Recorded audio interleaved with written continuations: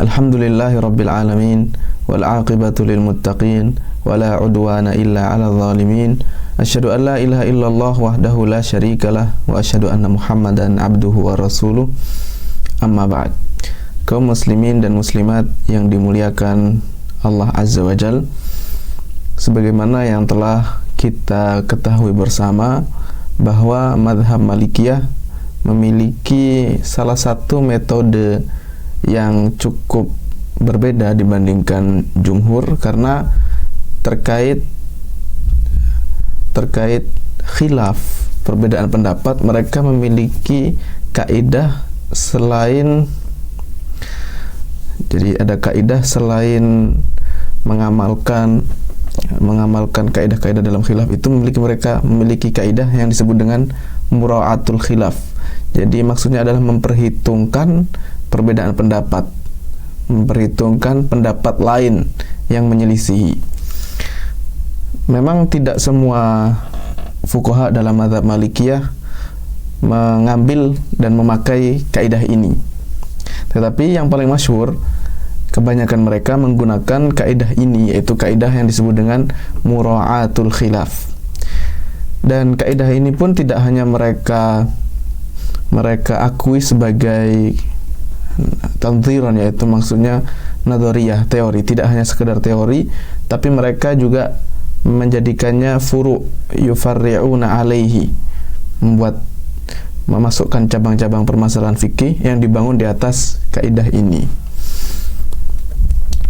Sebagaimana dalam kitab disebutkan dalam kitab Bada'i'us Sana'i Al-Kasani atau di dalam kitab Raf'un Niqab karya Asy-Syushawi, kemudian Al-Muwafaqat karya Asy-Syatibi. Dan penggunaan kaidah mura'atul khilaf, memperhitungkan adanya perbedaan pendapat atau pendapat yang menyelisih, itu seringkali, dan nanti akan disebutkan bahwa salah satu syaratnya adalah setelah menjalankan permasalahan, setelah terjadinya permasalahan.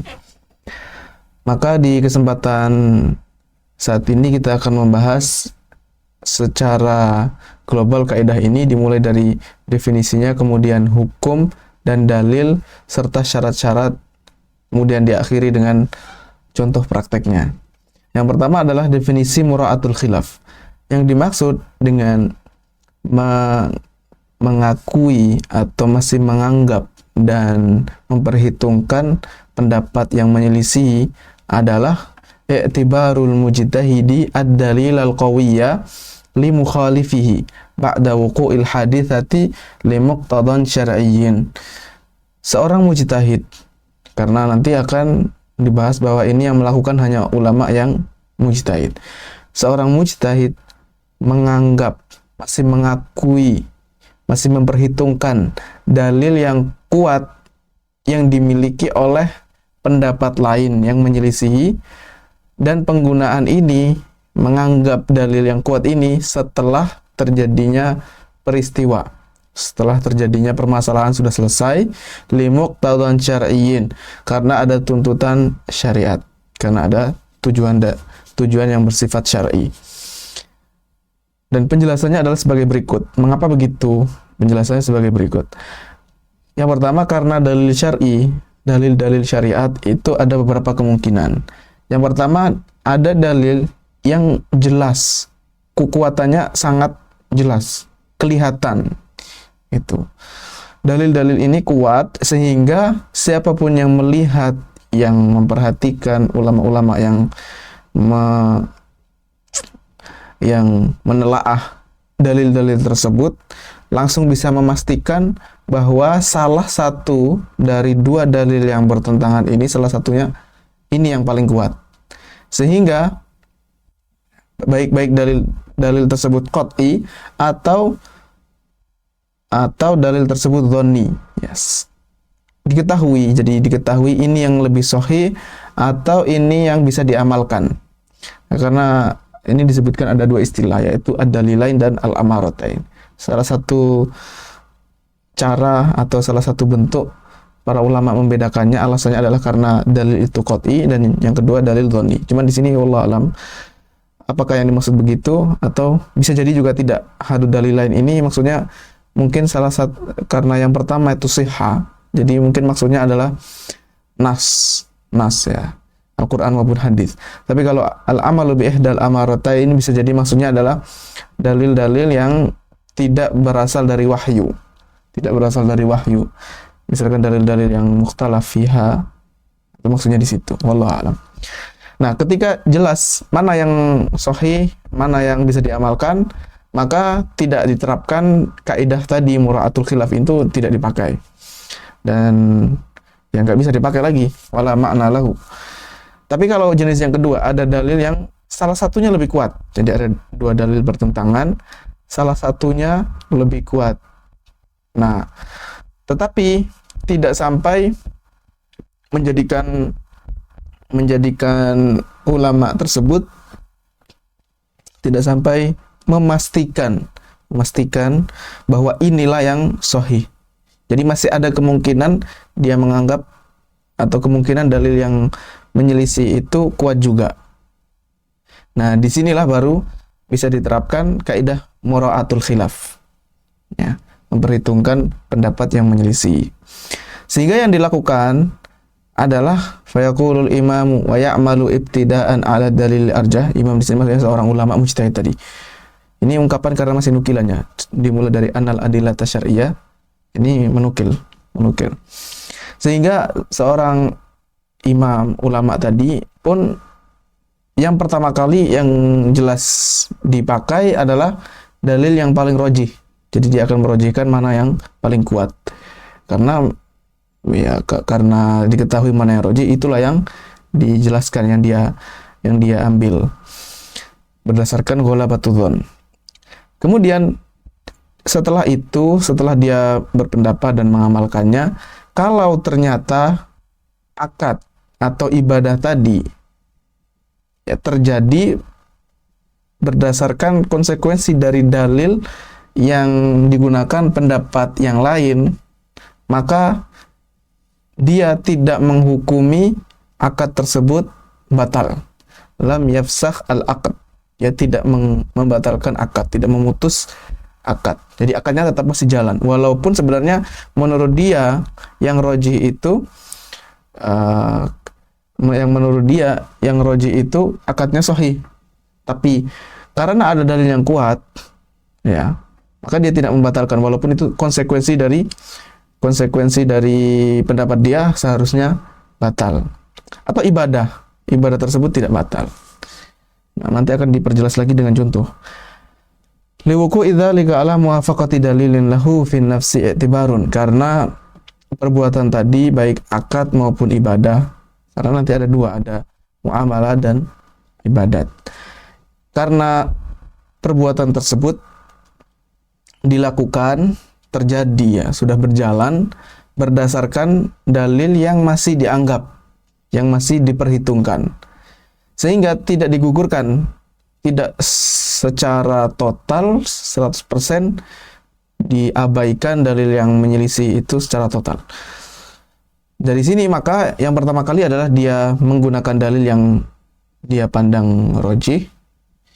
Lalu kemudian jika melakukan amal, nah, maka dia akan menjalankan konsekuensi dalil pendapat yang menyelisihinya.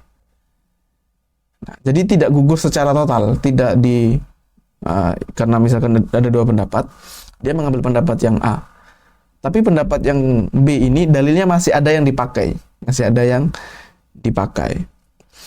gitu, tidak dimentahkan secara total. Dan kalau tadi di awal disebutkan bahwa ghaliban, kebanyakannya setelah terjadinya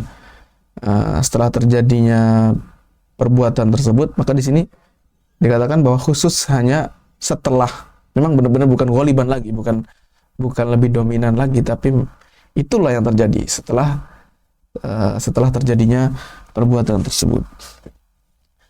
Kenapa begitu? Tujuannya hatta la yadhunna dhannun, supaya tidak ada yang menganggap bahwa sekedar ada perselisihan, ada pertentangan antara dua dalil itu otomatis langsung diharuskan setiap dalil yang ada harus diakui. Ya nggak bisa, karena kita punya kaidah la yasihul ihtijaju bimutlaqil khilaf. Nggak bisa kalau sebelumnya, kalau kita anggap sebelum itu nggak bisa. Ada orang yang berhujah, dia melakukan sesuatu dengan dalil ada perbedaan pendapat. Nah, kalau dijadikan seperti itu dari awal maka keliru, karena itu bukan dalil. Wujudul khilaf, dan ini banyak terjadi juga kesalahpahaman. Jadi ada sebagian orang yang menganggap sesuatu itu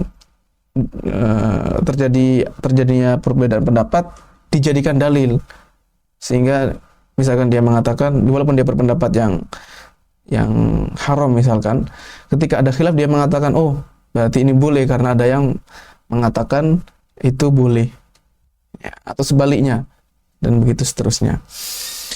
Kemudian tentang hukumnya, apa hukum mura'atul khilaf dan apa dalilnya? Mura'atul khilaf, memperhitungkan pendapat yang menyelisihi. Ini salah satu kaidah, salah satu pondasi minal usul, ya, minal usul, di antara usulnya jumhur Malikiyah yang mereka jadikan resmi, ya, usul yang resmi yang dianggap menurut mayoritas ulama Malikiyah. Sebagaimana di ini kalau mau menelaah lebih dalam, di mana kita bisa mengetahui bahwa itu usul mu'tamad atau enggak, bisa dilihat di kitab Al-Bayan wa Tahsil karya Ibnu Rushd dan Al-I'tisam karya Asy-Syatibi di catatan kaki, Al-I'tisam Asy-Syatibi, Al-Mukhtasar Al-Faqih karya Ibnu Arafah, kemudian Syarah Hudud Ibni Arafah karya Ar-Rasa', kemudian Al-Mi'yarul Mu'rib karya Al-Wansharisi, dan Ar-Rasa' di Syarah Hudud Ibnu Arafah mengatakan apakah hukumnya ini, kalau tadi disebutkan hanya sekedar mu'tad, ya, maksudnya dianggap, diresmikan, diterima, sampai tingkatan mana? Ar-Rasa' dalam Syarah Hudud Ibnu Arafah dia mengatakan apakah tingkatannya wajib atau hanya boleh saja. Dia mengatakan yadharu wujubu dzalika indal mujtahid. Yang zahir, yang lebih kuat itu wajib hukumnya bagi seorang mujtahid. Jadi level mura'atul khilaf bagi yang menganggap, dan itu jumhur atau mayoritas ulama Malikiyah hukumnya sampai ke tingkatan wajib. Mereka menganggap bahwa ini termasuk min mahasinil madhab, termasuk sisi positif, sisi kelebihan madhab Malikiyah. Karena itu hanya pendapat mayoritas, bukan berarti nggak ada yang menyelisih. Karena faktanya khalafa fi dzalika ba'dul Malikiyah. Sebagian ulama Malikiyah menyelisih, nggak mau mengakui kaidah tersebut, sehingga nggak diamalkan. Dan ini bisa dilihat di Al-Mi'yarul Mu'rib tadi, Al-Wansharisi, dan Al-Muwafaqat karya Asy-Syatibi. Nah, sekarang kita akan membahas apa sih yang menjadi landasan mereka menjadikan kaidah tadi bisa diterapkan dalam furu'. Para ulama Malikiyah menyebutkan dalil, ya, menurut wajah yang ma'ruf, ya, karena ada perbedaan pendapat, ada yang mengatakan secara internal mazhab Malikiyah, ada yang mengakui ini sebagai dalil, ada yang enggak. Nah, yang mengaku ini menyebutkan beberapa dalil, di antara yang paling menonjol adalah yang pertama hadis Ummul Mukminin Aisyah radhiyallahu anha. Nabi Muhammad sallallahu alaihi wasallam bersabda, "Idza nukihatil mar'atu bighairi amri maulaha fanikahuha batilun." Lalu diulang 3 kali. Fanikahuha batilun, fanikahuha batilun, fanikahuha batilun. Apabila seorang wanita dinikahi tanpa izin dari walinya, tanpa menggunakan wali, wanita ini menikah dengan laki-laki tanpa wali, maka Rasulullah menyatakan hukumnya fanikahuha batilun, fanikahuha batilun, fanikahuha batilun. Saking batalnya nikahnya ini nggak sah, diulang 3 kali. Nikahnya batal, nggak sah. Jadi tidak menjadi nikah yang sah. Nah, tapi setelah itu ternyata faktanya Rasulullah bersabda selanjutnya, fa in asabaha falaha mahruha bima asabaha minha. Fa in asabaha falaha mahruha bima asaba minha.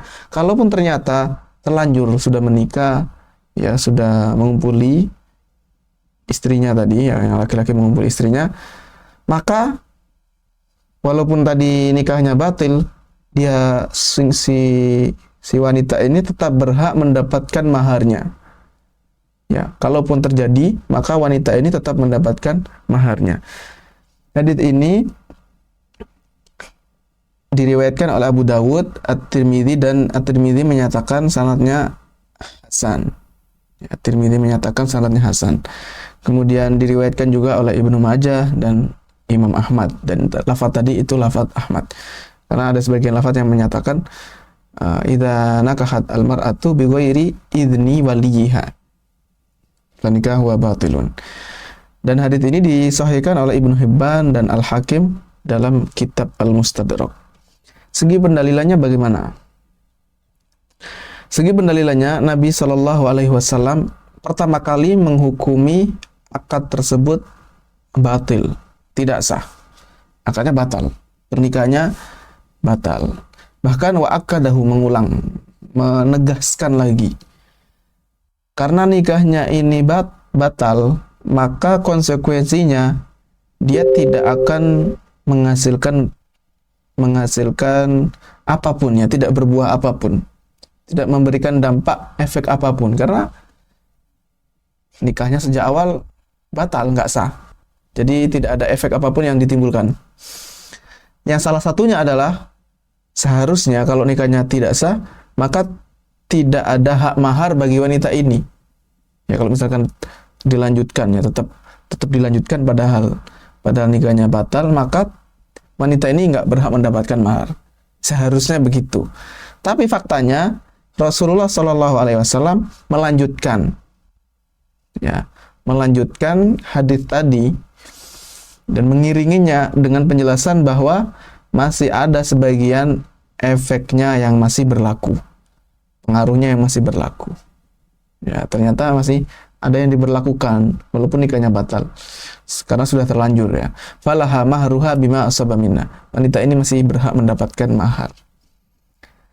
Ya, ini bisa dilihat di kitab Al-I'tisam karya Asy-Syatibi, dan Al-Muwafaqat juga kitab beliau juga. Kemudian Al-Mi'yar Al-Mu'rib. Dalil yang pertama seperti itu. Nah, bagaimana dengan dalil selanjutnya? Dalil yang kedua, mereka juga mendasari kaidah tadi dengan hadis Ummul Mukminin Aisyah radhiyallahu anha, yang beliau pernah menceritakan ada suatu peristiwa di zaman Rasulullah. Suatu ketika Sa'ad ibnu Abi Waqqas dan Abd ibnu Zam'ah itu bersengketa, dua orang ini ingin mengakui salah satu budak. Ya, ada seorang budak berebut antara Sa'ad ibnu Abi Waqqas dan Abd ibnu Zam'ah. Akhirnya mereka pun mengadukan permasalahan ini sampai ke hadapan Rasulullah Sallallahu Alaihi Wasallam. Yang pertama kali berbicara Sa'ad ibnu Abi Waqqas mengatakan, "Hadza ya Rasulullah, orang ini, wahai Rasulullah, orang ini adalah ibnu akhi, anak dari saudaraku, yang namanya Utbah ibnu Abi Waqqas." Ya, dua-duanya anak Abu Waqqas. "Ahida ilayya annahu ibnuhu." Ini anaknya saudaraku. Dan dia pernah memberitahu kepadaku bahwa ini adalah anaknya. Lalu dia menyebutkan argumentasinya, menyebutkan buktinya. "Unzur ila syabahi." Ya Rasulullah, lihatlah ini kemiripannya. Dia mirip dengan Utbah karena dia bapaknya kan mirip. Tapi setelah itu Abd ibnu Zam'ah giliran dia maju menjelaskan. Dia mengatakan, "Hadza akhi ya Rasulullah." Ini orang ini saudaraku ya wahai Rasulullah. Ini saudaraku. Kenapa? Dia menyebutkan alasannya. "Wulida ala firasyi abi min walidatihi." Ini terlahir keturunan dari bapakku. Ya, di ranjang, firas itu ranjang. Dia terlahir dari ranjang ayahku karena dia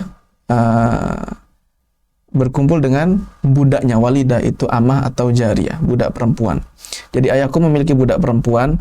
Nah, dia mengumpuli budaknya lalu melahirkan orang ini, budak ini yang kita persengketakan.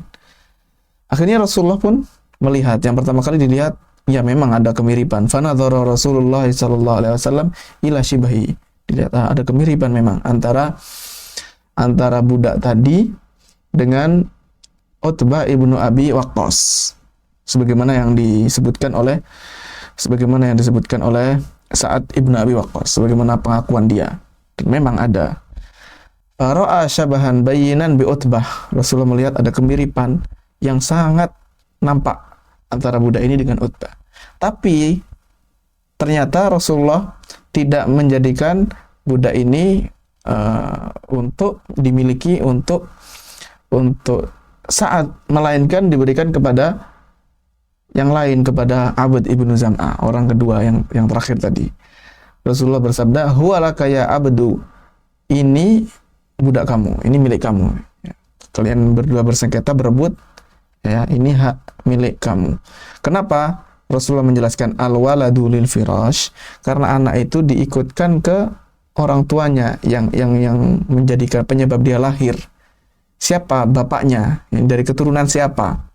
Itu anak itu diikutkan ke sana. Walil akhiri al-hajaru. Adapun orang yang berzina maka al-hajar.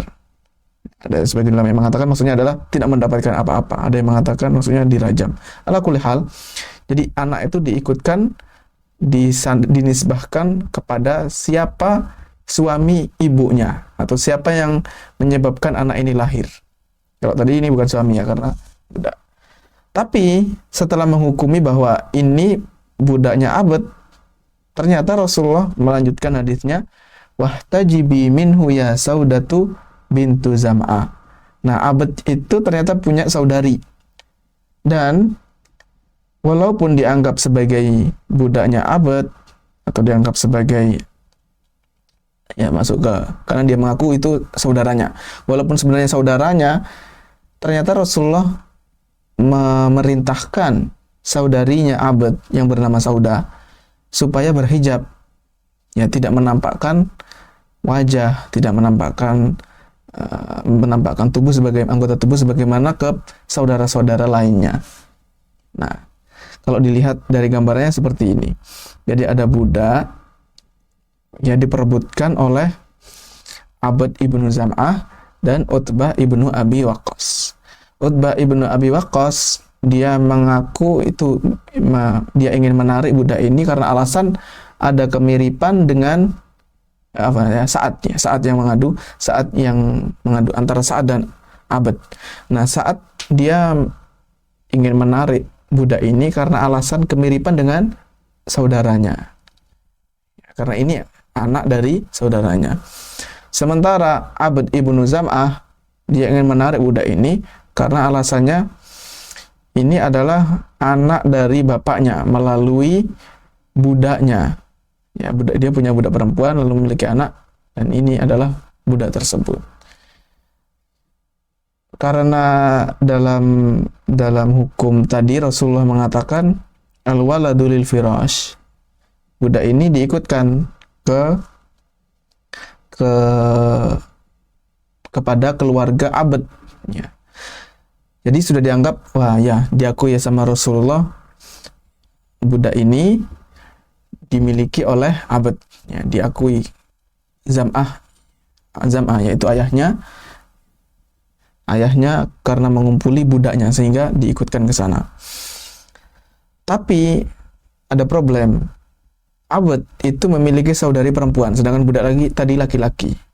Nah, karena budak ini perempuan, akhirnya Rasulullah memerintahkan untuk berhijab supaya membuat batasan, ya, tidak menampakkan tubuhnya sebagaimana dia tampakkan kepada Abd. Ya, umirat bil ihtijabi minal gulam. Saudah bintu Zam'ah diperintahkan untuk berhijab. Segi pendalilannya, Nabi SAW pertama kali dalam hadis tadi memberikan keputusan bahwa budak ini untuk Abd ibnu Zam'ah, karena dia menyebutkan hujjah, alasan bahwa budak tadi dilahirkan di ranjang bapaknya, sehingga ini adalah dalil yang zahir dan sangat kuat. Walaupun demikian, kendati demikian, Rasulullah masih memerintahkan Saudah bintu Zam'ah untuk berhijab. Ya padahal seharusnya kalau memang itu anaknya bapaknya, ya saudara, berarti nggak perlu berhijab, seharusnya begitu. Tapi kenapa diperintahkan berhijab? Lisyabahi, karena ada kemiripan antara budak ini dengan Utbah ibnu Abi Waqqas.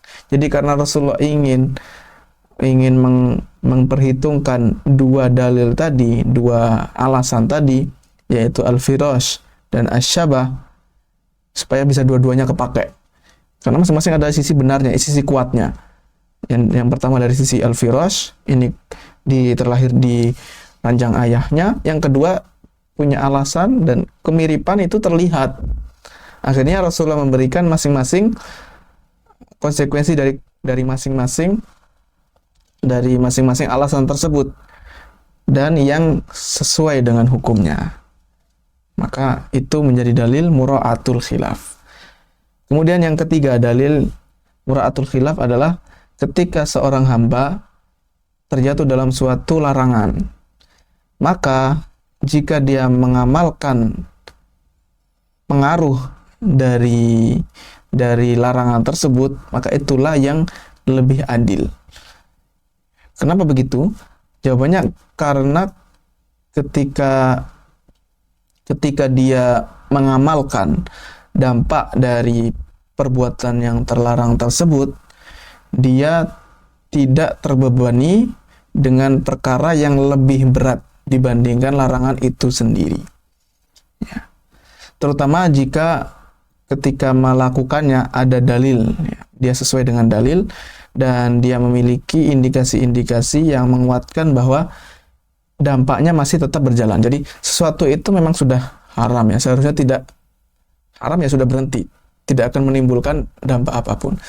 Tapi dia masih menjalankan dampaknya, ya, karena itu lebih mempermudah. Kemudian alasan, ya, penjelasan ini bisa dilihat di kitab Al-Muwafaqat karya Syatibi dan Manar Usulil Fatwa karya Al-Laqani. Sementara dalil yang keempat di antara usul yang dijadikan sandaran kaidah mura'atul khilaf adalah al-istihsan dan al-maslahah.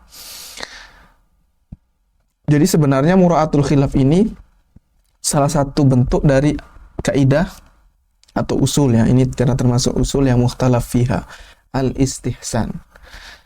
Istihsan dari mana?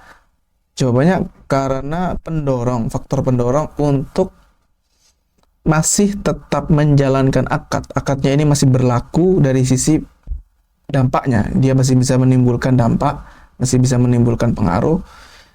Kemudian mendatangkan maslahat dan menolak mafsadat itu sebenarnya dari sisi istihsan. Jadi ada dalil yang seharusnya dia dikiaskan ke yang lainnya, itu nggak berjalan. Tapi karena istihsan, al-udul, dia pindah haluan dari yang seharusnya. Karena ada dalil yang lebih kuat. Itulah hakikat istihsan. Wa'tibarul ma'al, dan dia melihat hasil, ya, melihat dampak dari suatu hukum.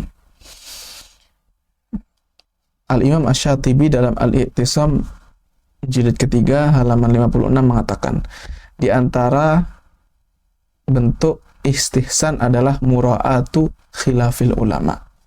Bisa juga dilihat di kitab Al-Bayan wa Tahsil karya Ibnu Rushd dan Raf'ul Haraj di kitab Mu'asirin karya Syekh Yaqub Al-Bahusain rahimahullahu ta'ala. Nah, setelah kita mengetahui hukumnya dan dalil-dalilnya, maka berarti dianggap, ya, dipakai oleh para ulama Malikiyah mayoritasnya. Nah, walaupun demikian mereka juga memberikan syarat.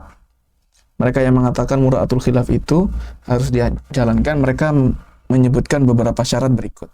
Yang pertama, ini berasal dari seorang yang ahlul ijtihad, orang yang sudah memiliki kapasitas untuk berijtihad. Jadi tidak semua orang bisa memakai kaidah ini.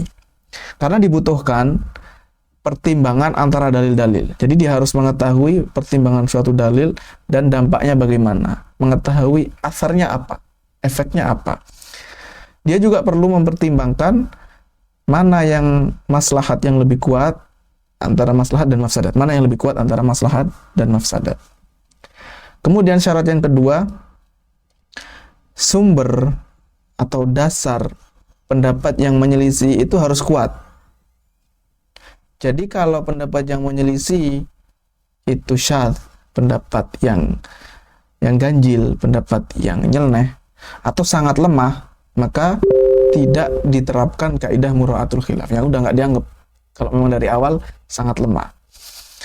Dari sini maka setiap kali khilafnya itu kuat, perbedaan pendapat ini masing-masing memiliki dalil yang kuat, maka mura'atul khilaf menjadi semakin kuat juga. Makanya tadi ya bertahap, bertingkat-tingkat. Kalau khilafnya itu syadz, yang menyelisih ini pendapatnya aneh, dalilnya nggak kuat, maka mura'atul khilaf pun akan menjadi lemah juga. Jadi mengikuti khilafnya itu kuat atau enggak. Dan khilaf itu dianggap kuat kalau dalil yang digunakan kuat juga. Syarat yang ketiga, mura'atul khilaf itu harus dilakukan setelah terjadinya perbuatan. Ya, sudah berjalan baru kita terapkan mura'atul khilaf. Karena tadi disebutkan kalau di awal sudah menggunakan mura'atul khilaf, berarti ada kecenderungan untuk menjadikan khilaf sebagai dalil, dan itu keliru. Ya. Kita mau mengamalkan ini kenapa? Karena ada khilaf, itu salah. Ya, ada salah. Ya, seperti itu salah konsepnya. Kemudian syarat yang keempat, mura'atul khilaf ini tidak sampai menjadikan seorang ulama mujtahid tadi meninggalkan mazhabnya secara keseluruhan. Ya, atau dari sama saja keseluruhan atau mingkulil wujuh, dari segala sisi. Jadi ulama Malikiyah yang menggunakan kaidah ini jangan sampai ketika dia menjalankan kaidah mura'atul khilaf malah keluar dari mazhabnya. Itu syarat yang keempat. Kemudian syarat yang kelima, ada tuntutan untuk melakukan mura'atul khilaf secara hakikat. Ya, ada dorongannya, ada pendorongnya. Apa pendorong itu? Pendorongnya adalah tahqiqu maslahat, ada maslahat. Karena jika diterapkan, jadi ketika masih diperhitungkan itu mendatangkan maslahat atau menolak mafsadat yang muktabar, yang dianggap dalam syariat. Sekarang poin terakhir, contoh, ya, praktek contoh mura'atul khilaf. Prakteknya yang pertama adalah nikahu asy-syighar. Hukum nikahu asy-syighar. Sebelum membahas lebih dalam, kita perlu mengetahui bagaimana gambaran permasalahan nikahu asy-syighar. Apa sih nikahu asy-syighar itu? Nikahu asy-syighar sebagaimana dijelaskan definisinya oleh para ulama, an yuzawwijar rajulu ibnatahu au ukhtahu au ghairahuma mimman lahu wilayatun ana. Ada seorang menikahkan anaknya, putrinya, karena dia sebagai walinya, atau saudari perempuannya, atau orang lain yang laki-laki ini menjadi walinya. Dia wali untuk wanita tersebut. Ketika dia menikahkan kepada orang lain, ya, ketika dia menikahkan kepada laki-laki yang lain, dia mensyaratkan supaya orang lain ini menikahkan juga anaknya atau saudarinya. Sehingga karena saling mensyaratkan, yang ini menikahkan dengan ini, yang ini menikahkan dengan ini, sehingga tidak ada mahar. Jadi bentuk nikah asy-syighar itu tidak ada mahar, gugur. Karena masing-masing kan sama saja. Jadi, saya membayar mahar ke Anda membayar mahar ke saya, ya, ke anak saya, gugur saja, nggak usah. Nah, itu nikah asy-syighar. Nikah asy-syighar dalam mazhab Malikiyah itu dianggap sebagai nikah yang fasid, yang batal, nggak sah. Walaupun ini diperselisihkan oleh para ulama. Karena mereka tahu ini diperselisihkan dan menurut mazhab Malikiyah fasidun. Walaupun demikian, mereka mengatakan itu fasid, mereka masih menetapkan adanya warisan. Seandainya terjadi, ada orang sudah terjadi, ya, karena ba'da wuqu'il fi'l, sudah terlanjur nikah asy-syighar. Nah, tiba-tiba salah satunya meninggal dunia, antara suami istri itu ada yang meninggal dunia. Maka kata mereka masih tetap diberlakukan warisan. Jadi masih bisa mewarisi. Padahal nikahnya nggak sah. Wa yaftaqiru fi fasqihi ila thalaq. Dan kalaupun mau fasakh, mau membatalkan nikah syighar, walaupun mereka mengatakan fasid, tidak sah, ya. Tapi kalau mau memberhentikan nikah ini, sebagaimana awalnya dengan akad, maka tetap harus dengan lafaz tolak, dengan menggunakan talak. Padahal ya seharusnya seandainya kita mau konsisten, nikah syighar karena tidak sah, maka nggak bisa saling mewarisi kalau ada yang meninggal dunia, dan tidak perlu talak karena memang dari awal nggak ada ikatan pernikahan. Ya, tapi ternyata mereka masih menjalankan itu. Untuk apa ya? Untuk, ya gampangannya kalau dibahasakan lebih mudah, untuk menghormati, ya, atau karena masih menganggap pendapat yang lain itu yang menyelisihi pendapat yang mengatakan sah itu ada sisi kekuatannya. Nah, alasannya ya karena jadi mereka memandang maslahat. Maslahatnya apa? Ya karena masing-masing dari suami istri atau anak-anak ini memiliki hak, dan itu ada maslahat di sana. Dan dari sisi dalil itu ada sisi kekuatan pendapat yang menyelisihi, ya pendapat yang mengatakan nikah syighar itu sah, itu masih memiliki kekuatan. Bisa dilihat di kitab Al-Muwafaqat dengan hasyiah catatan kaki Daros, ya, Abdullah Daros. Kemudian dilihat juga di Manar Usulil Fatwa karya Al-Laqani. Contoh yang kedua, praktek yang kedua. Apabila ada seorang yang sholat, dia mau datang, kemudian dia ikut bersama seorang imam. Dia datang menjumpai imam sudah ruku. Lalu dia ketika takbir, dia takbirnya bukan takbiratul ihram. Takbirnya datang menemui imam sudah ruku, dia datang, takbirnya adalah takbir ruku. Allahu Akbar. Ketika takbir, langsung niatnya bukan takbiratul ihram. Jadi dia sholatnya itu tanpa takbiratul ihram karena lupa. Secara hukum asal, maka sholatnya nggak sah karena dia meninggalkan salah satu rukun, yaitu takbiratul ihram. Sedangkan takbir ruku itu ya takbir yang tidak rukun. Maka orang yang meninggalkan rukun sholat seharusnya tidak sah, ya batal. Tapi fuqaha Malikiyah mengatakan yastamirru ma'al imam. Walaupun dia takbirnya takbir ruku, dia masih dianggap jamaah. Lanjut saja bersama imam. Mura'atan liqauli man qol, karena masih menganggap, ya masih memperhitungkan pendapat yang mengatakan bahwa takbiratul ruku itu sudah mencukupi takbiratul ihram juga. Jadi ketika takbiratul ruku ini sudah dianggap dia sudah mencukupi, nggak perlu takbiratul ihram lagi.